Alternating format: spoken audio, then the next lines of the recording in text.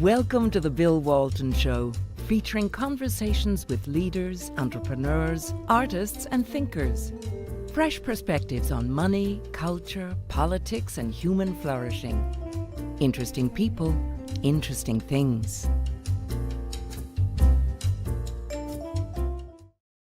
Welcome to the Bill Walton Show. I'm Bill Walton. Increasingly, American institutions, colleges, universities, businesses, government, the media, and even our children's schools are enforcing a cynical and intolerant orthodoxy.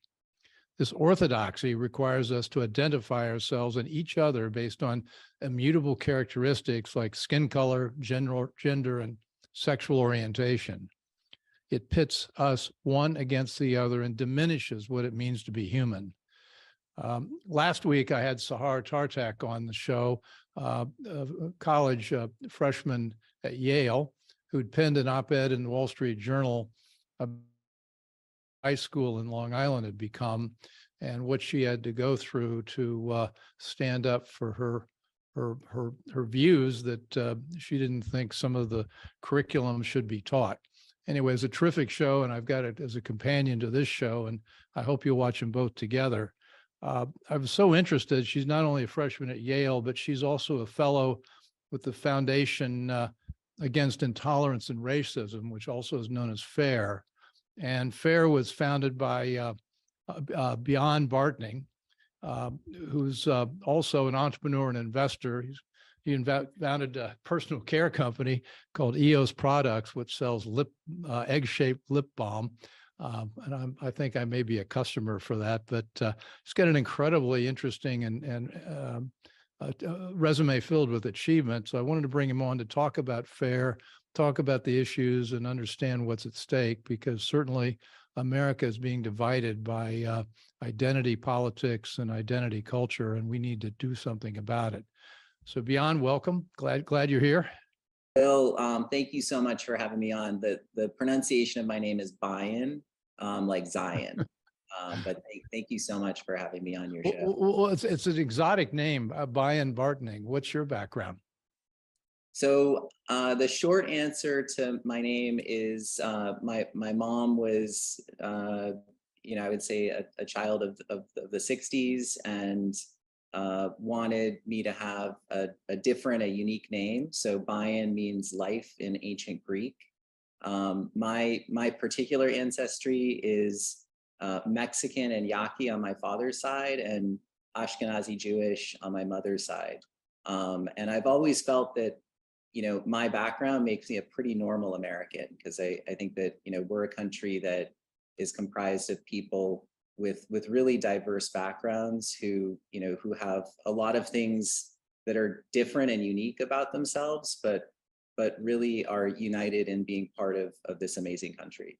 Well, that's why I wanted to have you on. I couldn't agree more. And I think one of the things that make America great is we're built on an idea that we are all equal and that there's an opportunity for everyone. And that's been distorted. I mean, we're right in the middle of this affirmative action case now at the front of the Supreme Court, which I'm sure you're following, and it'll be interesting to see how that plays out. When did you found FAIR, and what was the specific impetus? So launched FAIR last March, so about a year and a half ago. And the impetus for me was an experience that I had with my children's school. My kids were at a private school in New York City, which we loved. It was just a warm, wonderful community. And coming out of the summer of 2020, the killing of George Floyd, the riots, all of the turmoil in our society, the school rolled out a new approach to teaching young children. My kids at the time were in second grade and fourth grade, and the school rolled out a new anti-racist curriculum, which, when I really dug into it, was in every sense of the word racist, and was teaching children to see themselves fundamentally as defined by the color of their skin, by their immutable characteristics, instead of seeing each other as unique individuals who are united by our shared humanity. And so when I saw that, at first I thought the school had just picked something off the shelf. They thought that they needed to do something, and they had chosen an anti-racist curriculum that that was just the wrong one. And when I dug into the issue further, I realized that Riverdale Country School was not the only school that was going down this path, that a lot of our institutions, including some of the civil liberties organizations like the ACLU or the Anti-Defamation League, Yeah. really embrace this same reductionist, flattening, dehumanizing approach to, to really addressing issues, real issues of racism and bias in our society. Well, So, sorry, go ahead. You've assembled already an incredible advisory board and gathered hundreds, thousands of people in your network, and it seems like you've ramped this very quickly. I guess there are a lot of us that share your view. Who's been joining this, and where do you see this going next? It's been a very diverse coalition of people. So we have on our board of advisors people who are left of center, people who are right of center. We have one woman who says that she's a Marxist, but believes in the ideals that FAIR is advocating for. So our approach is really to cast a very pitch a very wide tent of where people from very diverse backgrounds, ancestries, ideologies can come together, and really the unifying theme is that it's a group of people who really believe in the principles and the mission that FAIR stands for, which is to advance civil rights and liberties for all Americans and to promote a common culture based on fairness, understanding, and humanity. And that sounds like something that everyone should be able to embrace. I think there are some people, I think, who don't embrace that approach and really see the world in terms of tribes, in terms of having people who are different from each other, maybe have different physical appearance, different physical characteristics, and putting those people into different buckets, into different categories, and really pitting us against each other. And so, I think what FAIR is all about is overcoming those divisions and advancing what we refer to as a pro-human approach to addressing issues of racism. Well, there's a view, and I think I share this view, and James Lindsay, I've had on the show, writes and talks a lot about cultural Marxism and critical race theory and the 1619 Project and the fact that whiteness is in fact, the Smithsonian had an exhibit on whiteness, which is an extremely interesting exhibit to take a look at. But it seems like a lot of this is not driven by an idealism. It's driven by the desire for power among these groups. And, that if you define everything as racist in different groups, and there's an out group that's supposed to have more, and the in group, which is typically just white people, it seems like they've created a zero-sum game where we're not working together, and you've got it, then they want it. But what is your take on that? I think that John Haidt, who wrote The Coddling of the American Mind, really described this best, and I'll paraphrase what he said to me when we spoke. But essentially, we're all born with a button on our forehead that if you push it, it invokes that tribal instinct that I think is latent in every human being. So I think that whatever the origin is of this, whatever name we want to call it, I think ultimately when we push that button and when we tell people that they are inherently different and divide them up in this way, I think that you're going to have conflict. You're going to have power struggles. You're going to have all of those issues. I don't know that that everyone who participates in these really bad ideas, really understands how bad they are, and is necessarily driven by a desire for power or for resources. But ultimately, I think that the way that you defeat these bad ideas is by promoting the positive approach, right? Because I think when you get down into the trenches and you start to see things through that lens of division, and you buy into the racialization of everyone, I think that ultimately perpetuates these ideas, even the people who think that they're fighting against them. So I think that what's really important is that we rise above the pettiness of this ideology that has permeated so many of our institutions, and that we really get back to the fundamentals of, I think the wisdom of our founding fathers in this country, and we really embrace the concept that all men were created equal, and that we really stand up for those ideals, and we don't get dragged down into the petty divisions that I think are consuming so much of our society and so many of our institutions. How did you find Sahar, or did she find you? Yeah, Sahar found tell us about that story. She's compelling, and her story is compelling. Yeah, Sahar is amazing, and Sahar and her father connected with us.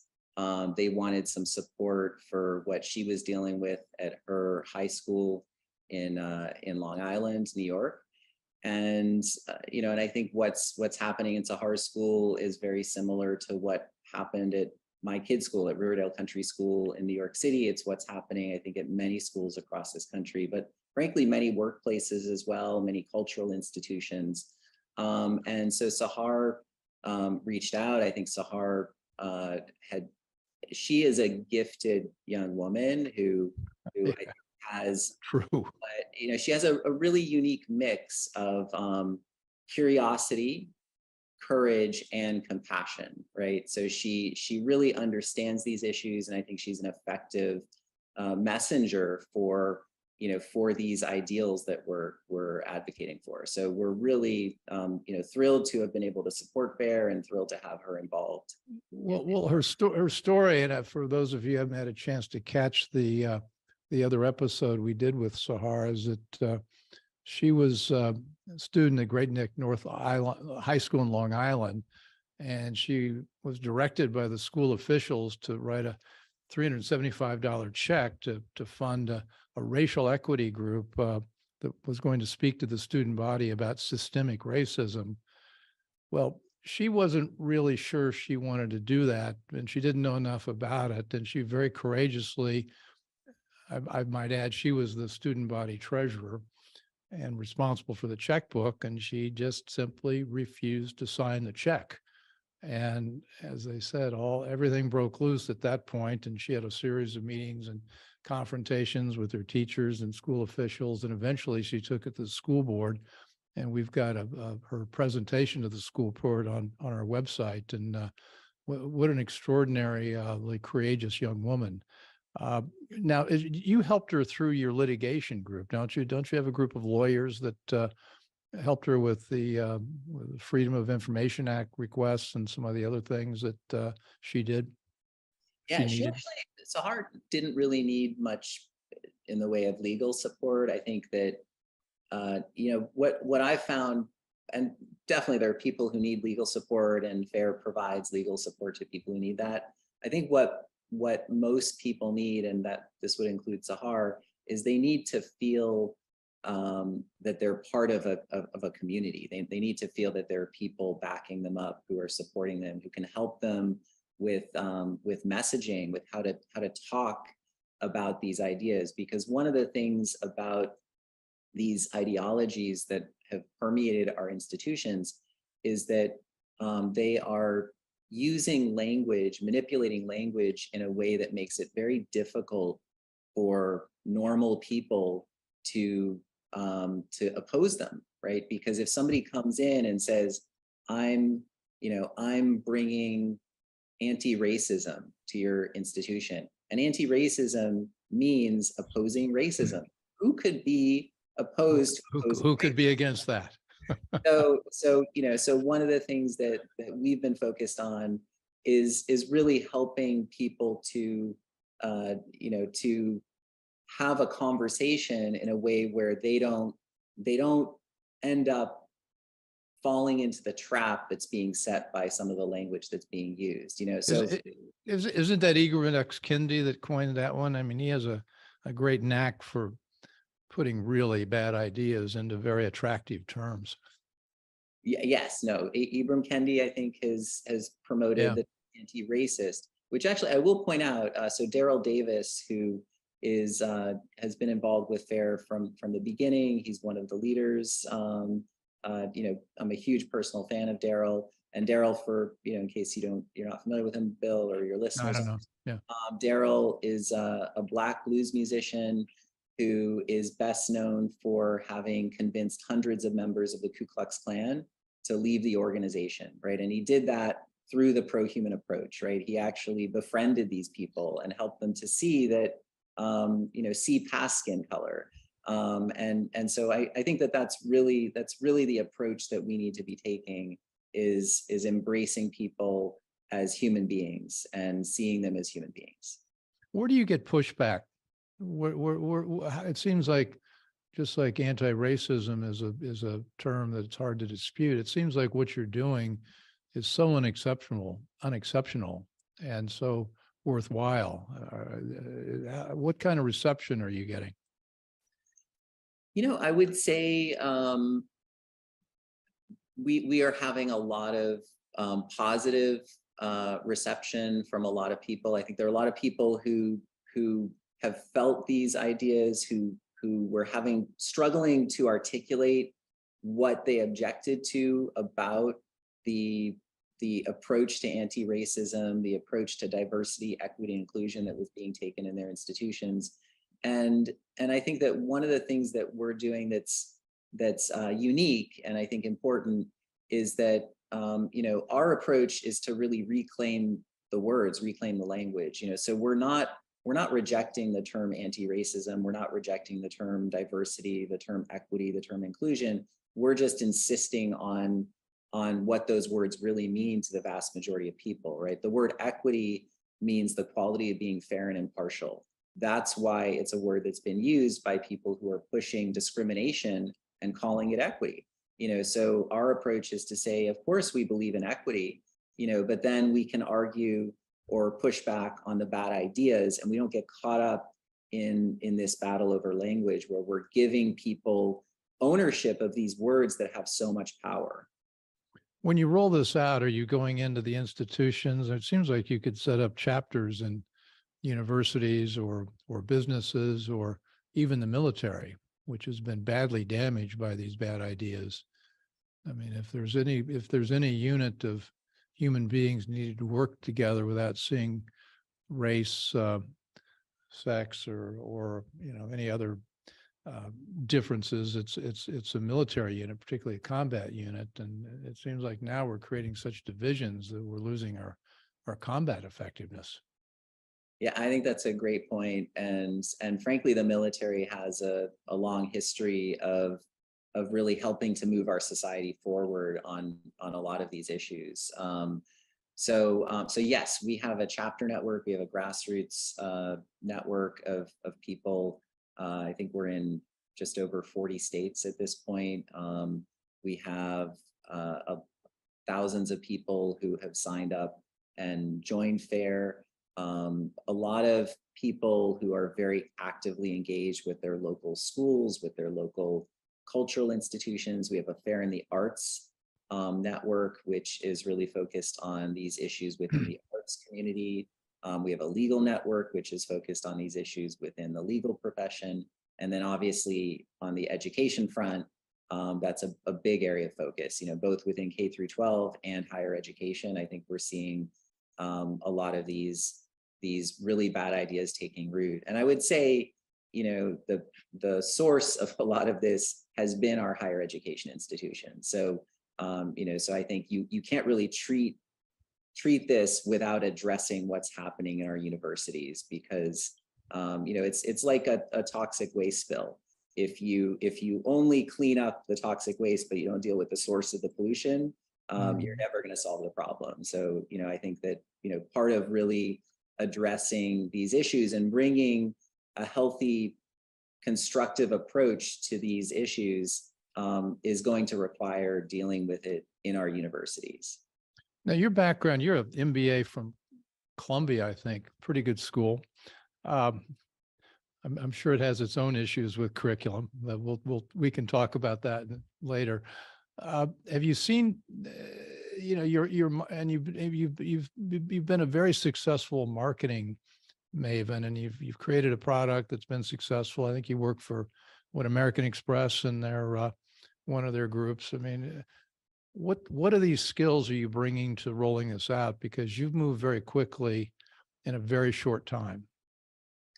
Yeah, I mean, for me, I think the understanding of branding, marketing, the power of words was very important. I think that really helped to guide our approach, our strategy, our tactics for how we're going to address these issues. Because I think ultimately, my observation was that you can't give up these words. They have so much power. And so that was a huge part of our approach, is to say, we're not going to give up on the word diversity. Diversity is a good thing. And just because somebody's pushing conformity and calling it diversity doesn't mean that we give up on the word diversity. It means that we push back on the bad ideas, on the conformity that's being called diversity, right? So that was one key insight. Well, it seems like one of your brochures, I'm pardon to interrupt you, but I just had a brilliant idea. Seems like one of your marketing pieces might take the words that are used to divide people and explain what the words really mean. And it could be a glossary for how to deal with this language, which is really a very hidden agenda, very well disguised.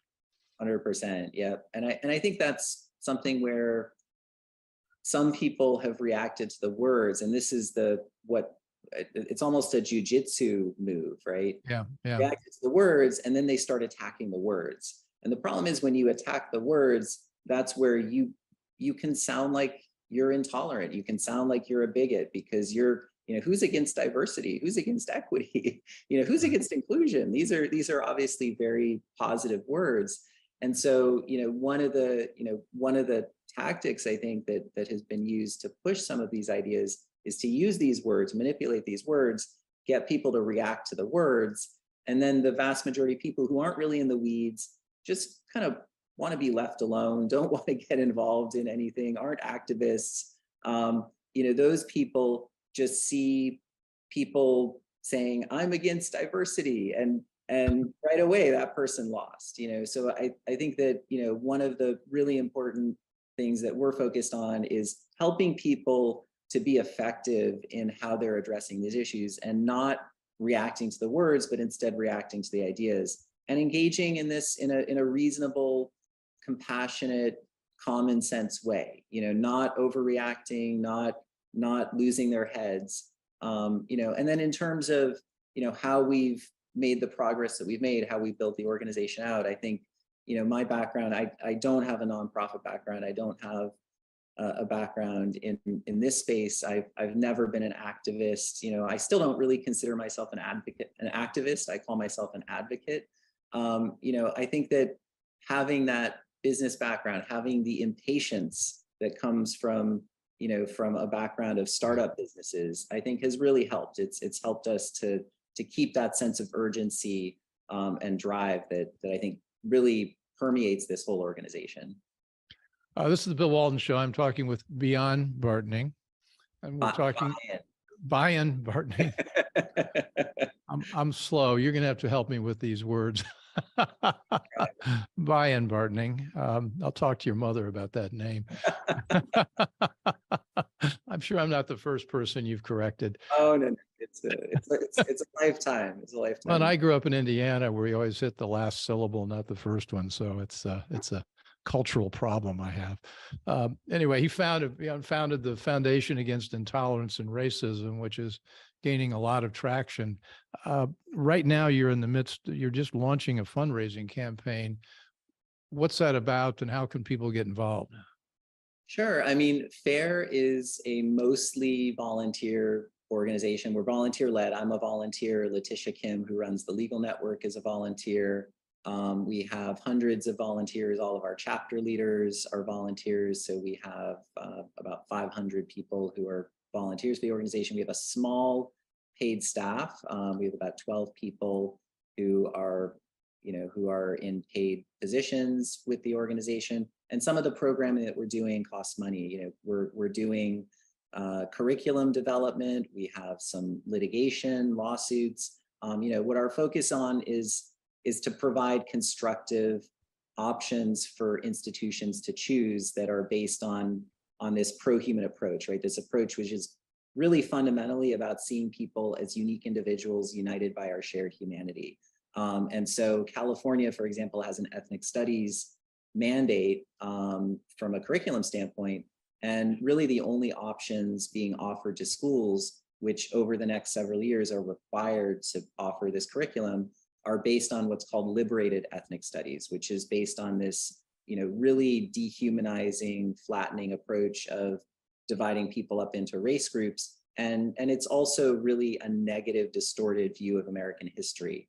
And so we have been developing a pro-human ethnic studies curriculum, which would meet the California standards and will give schools options so that they don't have to choose the liberated ethnic studies. They can choose the pro-human ethnic studies curriculum, for example. So what we're focused on is developing these programs, offering these programs, and then also supporting people with lawsuits, litigation, et cetera, as required. And then having this small group of paid staff as well, because ultimately there are some of us who are able to put in a lot of time. We have the flexibility. We can be, full-time or close to full-time volunteers. But any volunteer-led organization, you have a need for people who are full-time and committed to the organization. So of course you need some number of people who are staff members as well. I hope you gather lots of resources, because you're really up against an incredibly powerful thing that's happening in America. I mean, I'm in the DC area, and it seems like the Smithsonian Museum is going to launch a new identity group museum every other week. And I think we're going to have a women's museum, of course, and I think we're going to do a Latino or Hispanic museum. We've got an Indian museum. It's and again, you get buildings, and they're identified with subgroups, and subgroups that get pitted against each other. And it seems like the last thing we ought to be emphasizing if we want a solid society is tribalism. 100%. Yeah, we're pushing those buttons, and people are reacting to them. But you know what? I'm really optimistic, Bill, because I think that most people in this country see through this, and I think they have a hard time.